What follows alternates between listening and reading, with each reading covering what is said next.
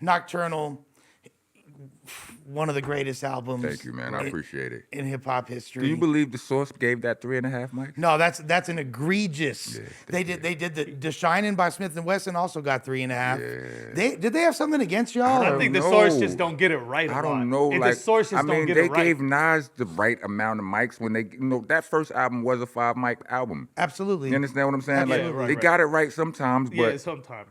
They gave Magnum Force 3 mics. Yeah. Like, that shit almost brought tears to my eyes in real life because it meant so much.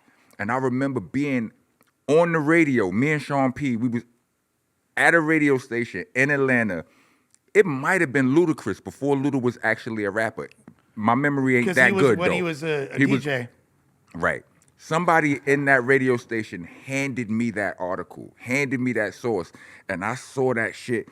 And I don't know how I got through that interview because I wanted to fight somebody, but it wasn't nobody to fight. You understand what I'm saying? It was terrible. No, disrespect. And I was scarred. I always kind of had a feeling that there was an agenda at that time to kind of bring it back to the less aggressive style. You know, before that, you raise a very good point. I feel like that's a continuing, like that's. Oh, I don't know when it started, but at some point it started, and it's always been, hip hop has always been at war with itself.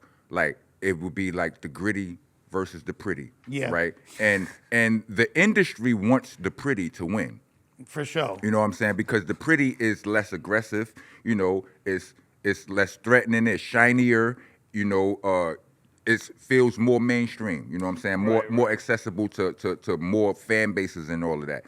Right, and so for years I've watched tons of our favorite artists, the biggest ones, start out gritty. Yeah. And then they kind of, Right. Look at Ja Rule. Look, right. Look. Man, Veni Vidi Vici, right? Yeah, that album was crazy different than what he ended up look doing. at 50 Cent. Like his first, you know, Get Rich or Die Trying, he went diamond, being the filthiest nigga we seen in Oh God. You understand what I'm saying?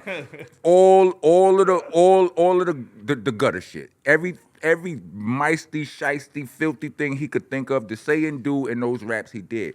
And we loved it. He went fucking diamond, right? And then the labels come and they trick you out your fans. They go, listen, we can get you open.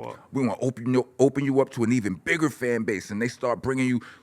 We got put you on a record with Mariah Carey and a record on what's her name?